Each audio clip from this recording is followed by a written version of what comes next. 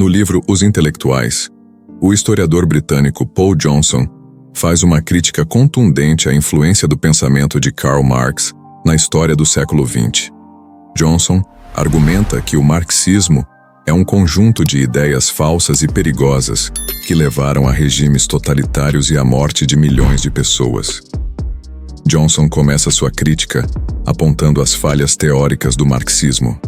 Ele argumenta que as teorias econômicas de Marx são baseadas em premissas falsas, como a ideia de que a história é determinada pela luta de classes. Johnson também critica a visão marxista da natureza humana, que ele considera pessimista e determinista. Johnson também critica a influência do marxismo na política. Ele argumenta que o marxismo foi usado para justificar regimes totalitários, como a União Soviética e a China. Johnson também critica o papel dos intelectuais na promoção do marxismo, que ele considera um exemplo de apologia do crime. A crítica de Johnson a Marx é baseada em uma análise histórica e filosófica detalhada.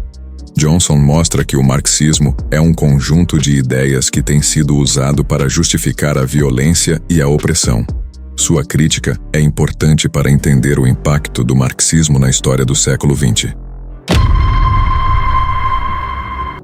Karl Marx, gritando maldições colossais. Os Intelectuais, Paul Johnson, 1988. Seu interesse pela pobreza e pela exploração data do outono de 1842, quando tinha 24 anos, e escreveu uma série de artigos sobre as leis que regulavam o direito dos camponeses locais de estocar madeira. Segundo Engels, Marx contou-lhe que foi seu estudo sobre a lei concernente ao roubo de madeira e sua investigação sobre os camponeses de Mosela que o fizeram desviar sua atenção das condições meramente políticas para a situação econômica e, por conseguinte, para o socialismo. Mas não há nenhuma prova de que Marx tenha de fato conversado com os camponeses e proprietários ou tenha analisado a situação in loco. Mais uma vez, em 1844, escreveu para o semanário Vorwärts, o Radical, um artigo sobre a situação dos tecelãos silesianos. Porém nunca foi a Silésia ou, até onde se sabe, jamais falou com nenhum tipo de tecelão, e se o tivesse feito, estaria contrariando seu próprio temperamento. Marx escreveu sobre finanças e indústria durante toda a vida, mas só conheceu duas pessoas ligadas aos sistemas financeiro e industrial. Um era seu tio na Holanda, Lion Philips, um bem-sucedido homem de negócios que fundou a firma que se transformaria na imensa Philips Electric Company. As opiniões do tio Philips sobre o sistema capitalista em geral deviam ser bem embasadas e interessantes, mas Marx não se preocupou em explorá-las. Só o consultou uma vez, acerca de um assunto ligado a altas finanças, e embora tenha visitado Philips 4 vezes, nessas ocasiões eles trataram tão somente de assuntos pessoais relacionados com o dinheiro da família. O outro entendido era o próprio Engels, mas Marx recusou um convite de Engels para acompanhá-lo na visita a uma fiação. E até onde sabemos, Marx nunca esteve, durante toda a sua vida, numa manufatura, numa fábrica, numa mina ou em qualquer outro local de trabalho industrial. O que é ainda mais surpreendente é a hostilidade de Marx em relação aos companheiros revolucionários que tinham essa experiência, ou seja, os trabalhadores que haviam se conscientizado politicamente. Ele encontrou tais pessoas pela primeira vez em 1845, quando fez uma breve visita a Londres e foi a um encontro da Sociedade de Educação dos Trabalhadores Alemães. Não gostou do que viu. Aqueles homens eram, em sua maioria, trabalhadores especializados, relojoeiros, impressores e sapateiros. O líder deles era um guarda florestal. Eram autodidatas, disciplinados, cerimoniosos, bem-educados, totalmente contrários à boêmia, ansiosos para transformar a sociedade, mas moderados no tocante aos meios práticos para alcançar esse objetivo. Não partilhavam das visões apocalípticas de Marx e, sobretudo, não usavam sua linguagem acadêmica. Ele os via com desprezo. Para ele, não passavam de carne para canhão. Marx sempre preferiu se ligar a intelectuais da classe média como ele próprio. quando ele e Engels fundaram a Liga Comunista e, de novo, quando formaram a Internacional, Marx se certificou de que os socialistas que eram da classe trabalhadora fossem afastados de qualquer posto de influência e fizessem parte de comissões meramente como proletários, regidos por um estatuto. A razão para isso era, em parte, um snobismo intelectual e, em parte, porque os homens com experiência real das condições numa fábrica costumavam ser contra o uso da violência e a favor das melhorias simples e progressivas. Eles eram inteligentemente incrédulos quanto à revolução apocalíptica, que ele afirmava ser não apenas necessária, mas inevitável. Alguns dos ataques mais virulentos de Marx foram direcionados contra homens desse tipo. Assim, em março de 1846, sujeitou William Weitling a uma espécie de julgamento antes de um encontro da Liga Comunista em Bruxelas.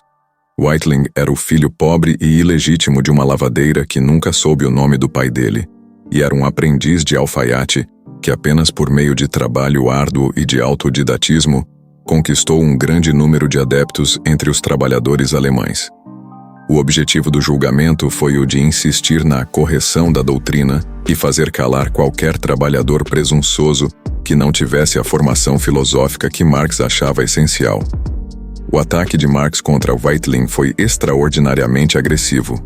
Ele era culpado, disse Marx, de comandar um tumulto sem doutrina. Isso seria aceitável se acontecia na Rússia, onde se podem criar associações com jovens e apóstolos estúpidos. Mas num país civilizado como a Alemanha, devemos compreender que nada pode ser conseguido sem a nossa doutrina.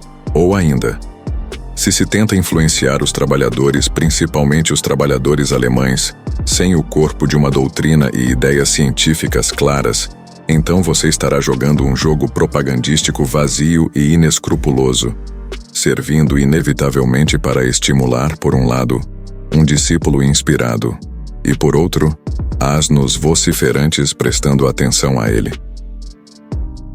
Weitling replicou que não tinha se tomado um socialista para aprender doutrinas elaboradas num gabinete. Falava pelos trabalhadores verdadeiros e não se submeteria às opiniões de simples teóricos que estavam afastados do mundo de sofrimento dos verdadeiros trabalhadores. Isso, disse uma testemunha ocular, enfureceu Marx de tal modo que ele deu um soco na mesa com grande violência e a luminária balançou. Ficando de pé, num pulo, gritou: "A ignorância nunca ajudou ninguém." O encontro terminou com Marx, ainda andando de um lado para o outro da sala, num violento acesso de cólera. Esse foi o modelo de ataques ulteriores contra socialistas proletários e contra qualquer líder que tivesse conseguido um grande séquito de trabalhadores pregando soluções práticas para problemas reais ligados a trabalho e a salários, e não a uma revolução doutrinária. Desse modo, Marx atacou o ex-tipógrafo Pierre-Joseph Proudhon, o reformador agrícola Hermann Krieg e o primeiro social-democrata alemão realmente importante e organizador de trabalhadores, Ferdinand Lassalle. Em seu manifesto contra Krieg, Marx, que nada sabia sobre agricultura, principalmente nos Estados Unidos, onde Krieg se estabelecera, denunciou seu propósito de dar 160 acres de terras do Estado para cada camponês. Disse que os camponeses deviam ser arregimentados por meio de promessas de terra, mas uma vez estabelecida a sociedade comunista, a terra seria usufruída coletivamente. Proudhon era um antidogmático. Pelo amor de Deus, escreveu ele, depois de termos destruído todo o dogmatismo religioso, a priori, não vamos, entre todas as coisas, tentar incutir um outro tipo de dogma no povo. Não nos transformemos em líderes de uma nova intolerância. Marx detestava esse trecho. Em sua diatribe violenta contra Proudhon, A Miséria da Filosofia, escrito em junho de 1846, acusou-o de infantilismo, flagrante ignorância em economia e filosofia, e, sobretudo, má utilização das ideias e técnicas de Hegel. Monsieur Proudhon conhece tão pouco a dialética hegeliana quanto o idioma em que foi escrita. Assim como no caso de Lassalle, ele se tomou uma vítima do mais brutal escárnio antissemítico e racial de Marx. Ele era o Barão Itzig, o negro judeu, um judeu gorduroso oculto sob a brilhantina e as joias baratas. Agora está perfeitamente claro para mim, escreveu Marx para Engels a 30 de julho de 1862, que, como indicam a forma de sua cabeça e o crescimento de seus cabelos, ele é descendente dos negros que se juntaram a Moisés em sua fuga do Egito. A não ser que sua mãe ou avó, por parte de pai, tenha tido relações com um negro. Essa combinação do judeu com o alemão, tendo como base o negro, estava destinada a produzir um híbrido insólito. Desse modo, Marx não estava disposto a investigar ele próprio a situação da indústria, nem a aprender nada com trabalhadores inteligentes que a tinham vivido. Por que deveria? Em todos os pontos essenciais, usando a dialética hegeliana, chegar às suas conclusões, em fins da década de 1840, sobre o destino do homem. O que restava era encontrar as informações para fundamentar essas conclusões, e isso podia ser tirado de reportagens de jornais, de livros azuis do governo ou de dados coletados por antigos autores. Todo esse material era encontrado em bibliotecas. Por que ir mais longe?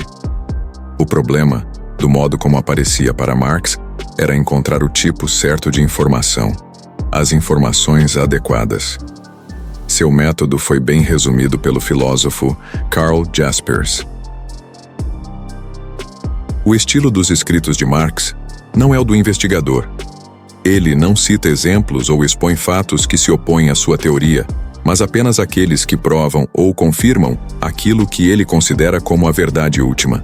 Toda a sua abordagem é no sentido da justificação, não da investigação, mas trata-se de uma justificação de algo declarado como sendo a perfeita verdade com a convicção, não do cientista, mas do crente. Nesse sentido, então, os dados não eram centrais ao trabalho de Marx. Eles estavam subordinados, reforçando conclusões que já tinham sido alcançadas independentemente deles. O Capital, o monumento em tomo do qual girava sua vida de erudito, deveria ser visto, portanto, não como uma investigação científica sobre a natureza do sistema econômico que pretendeu descrever, mas como um exercício de filosofia moralista, um tratado comparável aos de Carlyle ou Ruskin. Trata-se de um sermão gigantesco e, no mais das vezes, incoerente. Um ataque ao sistema industrial e ao princípio de propriedade feito por um homem que tinha criado um ódio intenso, embora essencialmente irracional, em relação a ambos. Curiosamente, essa obra não tem um argumento central que atue como um princípio organizador.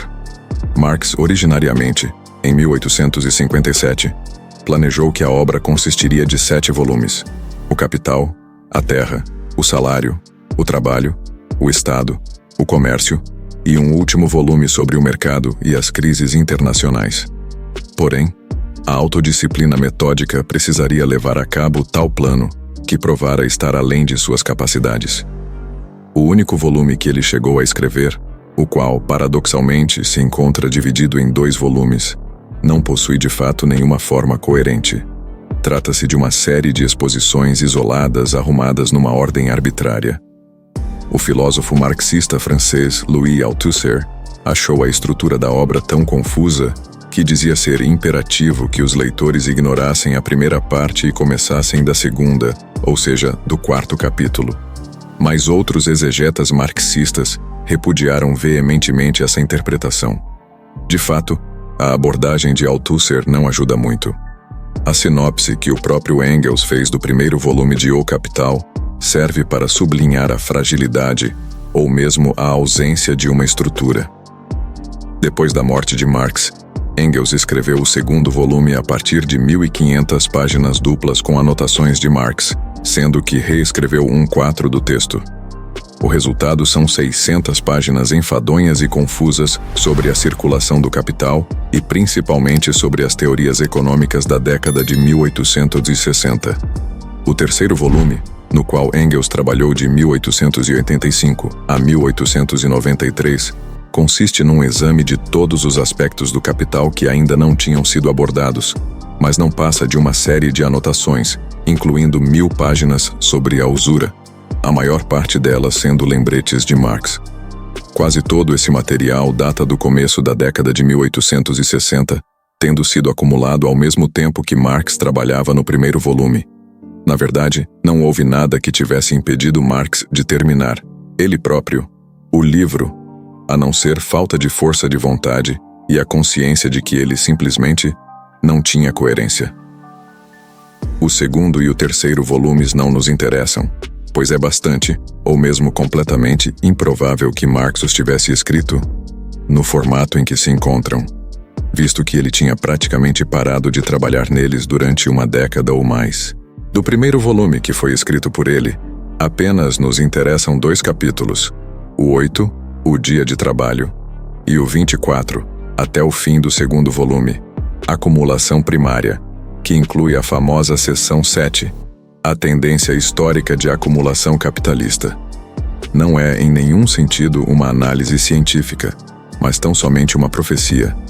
Acontecerá, diz Marx, uma diminuição progressiva no número de magnatas capitalistas, um aumento correspondente na massa de pobreza, opressão, escravização, degradação e exploração, uma constante intensificação do ódio da classe trabalhadora. Essas 3 forças, trabalhando juntas, dão lugar à crise hegeliana, ou à versão político-econômica da catástrofe poética que ele tinha imaginado em sua adolescência. A centralização dos meios de produção e a socialização do trabalho chegam a um ponto em que se mostram incompatíveis com seu invólucro capitalista. Esse invólucro explode em pedaços. Soa o dobre de sinos da propriedade privada capitalista. Os expropriadores são expropriados. Essas passagens são bem excitantes e têm encantado gerações de socialistas apaixonados. Porém, não se sustentam como projeção científica mais do que o almanaque de um astrólogo. O capítulo 8, O Dia de Trabalho, se apresenta, por contraste, como uma análise fatual do impacto do capitalismo sobre as vidas do proletariado britânico. De fato, é a única parte da obra em que Marx trata realmente dos trabalhadores, que aparentemente são o motivo de toda a sua filosofia. Por isso, é interessante examiná-la, tendo em vista seu valor científico. Visto que, como já mencionamos, Marx na realidade só se interessava pelas informações que se adequavam às suas ideias preconcebidas, e visto que tal postura vai contra todas as regras do método científico, desde seu começo o capítulo tem uma imprecisão radical. Porém, será que Marx, além de uma seleção de informações tendenciosa, também as deturpou ou falsificou? Isso é o que temos de considerar agora. O que se procura argumentar nesse capítulo, e esse é o cerne da questão moral de Marx, é que o capitalismo, por sua própria natureza, implica uma progressiva e crescente exploração dos trabalhadores. Desse modo, quanto mais capital empregado, mais os trabalhadores serão explorados, e esse é o grande malefício moral que causa a crise derradeira. A fim de justificar cientificamente sua tese, deve provar que, se as condições nas oficinas pré-capitalistas estavam ruins, tinham se tornado bem piores no capitalismo industrial. Uma vez admitida a natureza impessoal e implacável do capital, a exploração dos trabalhadores aumenta num crescendo na maioria das indústrias altamente capitalistas. Marx nem tentou provar o número 1. Escreveu: no que diz respeito ao período que vai desde o começo da industrialização em larga escala na Inglaterra até o ano de 1845, tocarei nesse assunto aqui e ali, indicando ao leitor, para maiores detalhes, o livro de Friedrich Engels, Die Lage der Arbeitenden Klasse in England, Leipzig, 1845. Marx acrescenta que publicações posteriores do governo, especialmente os relatórios dos inspetores de fábrica, confirmaram a análise de Engels sobre a natureza do sistema capitalista e mostraram, com que admirável fidelidade para com o detalhe, ele retratou a situação. Em suma, toda a primeira parte da análise científica de Marx acerca das condições de trabalho no capitalismo, em meados da década de 1860, se baseia numa única obra, o livro de Engels, A Situação da Classe Operária na Inglaterra, publicado 20 anos antes. E que valor científico, por sua vez, pode ser atribuído a essa única fonte? Engels nasceu em 1820, filho de um próspero industrial de algodão em Barmen, no Rhineland, e entrou para a empresa da família em 1837. Em 1842, foi mandado para o escritório da firma em Manchester, passando 20 meses na Inglaterra. Durante esse período, esteve em Londres, Oldham, Rochdale, Ashton, Leeds, Bradford e Huddersfield, tanto quanto em Manchester. Desse modo, teve um contato direto com o comércio têxtil. Porém, quanto ao mais, nada sabia em primeira mão sobre as condições de trabalho na Inglaterra. Por exemplo, não conhecia nada sobre mineração e nunca desceu numa mina. Nada sabia a respeito dos distritos do campo ou do trabalho rural. Apesar disso, dedicou 2 capítulos inteiros a Os Mineiros e O Proletariado na Terra. Em 1958, 2 estudiosos detalhistas, W.O. Henderson e W.H. Chaloner, retraduziram e organizaram a publicação do livro de Engels e analisaram suas fontes e o texto original de todas as citações. O efeito da análise deles foi acabar, quase por completo, com o valor histórico objetivo do livro e reduzi-lo ao que indubitavelmente era: um trabalho visando a polêmica política, um folheto de propaganda, uma diatribe. Engels escreveu a Marx enquanto trabalhava no livro.